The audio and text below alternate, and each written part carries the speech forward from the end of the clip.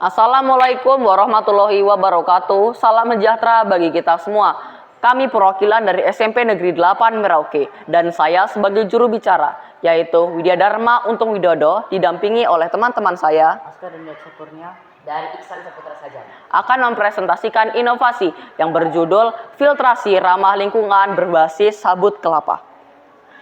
Di kampung kami banyak sekali warga yang memanfaatkan kelapa untuk diminum atau dijadikan santan.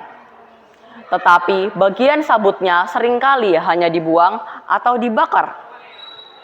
Melihat kondisi ini, kami terinspirasi untuk memanfaatkan sabut kelapa sebagai media filtrasi sederhana. Tujuan kami menciptakan inovasi ini adalah untuk membantu masyarakat memecahkan masalah kurangnya ketersediaan air bersih yang layak digunakan untuk kebutuhan sehari-hari. Melalui inovasi ini, air kotor yang mengandung partikel-partikel tanah akan disaring dan menghasilkan air jernih yang dapat digunakan untuk kebutuhan sehari-hari seperti mandi, mencuci, dan lain-lain.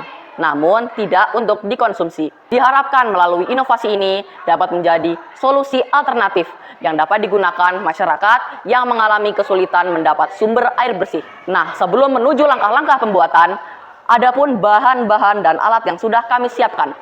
Yang pertama ada pisau untuk memotong botol, kemudian botol air ukuran 1,5 liter dan 9 gelas kimia, 100 gram sabut kelapa, 50 gram arang, 500 gram pasir, 500 gram juga kerikil kecil, kapas secukupnya, serta air kotor yang mengandung partikel-partikel tanah untuk pengujian alat filtrasi ini. Mari masuk ke dalam langkah-langkah pembuatannya. Pertama-tama, potong botol bagian bawah menggunakan pisau secara melingkar. Kemudian letakkan dengan posisi terbalik di atas gelas kimia. Lalu masukkan bahan-bahan filtrasi dengan urutan kapas, kerikil, kapas, sabut kelapa, kapas, kemudian pasir, kapas,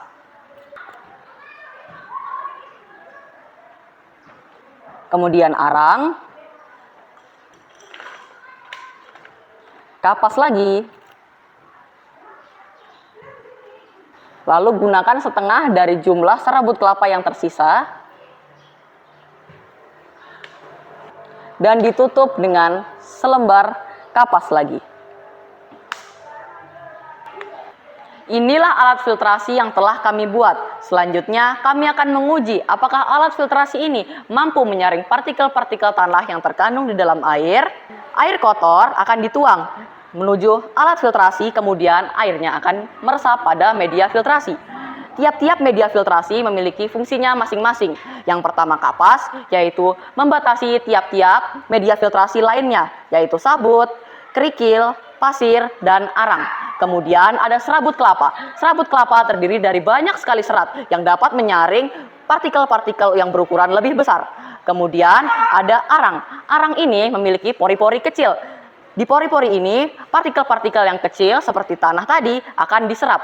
Kemudian ada pasir. Pasir fungsinya hampir sama seperti arang, yaitu menyaring partikel-partikel kecil. Kemudian ada kerikil. Kerikil memperlancar aliran air saat proses penyaringan.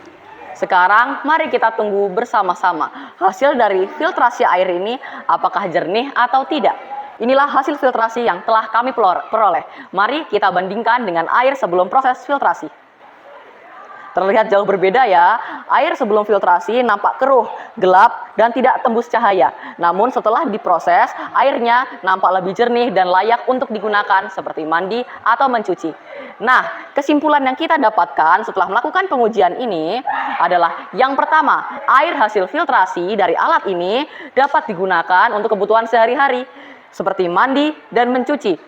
Namun, kami sarankan tidak dianjurkan untuk dikonsumsi karena pengujian ini tidak menguji layak atau tidaknya air ini untuk dikonsumsi.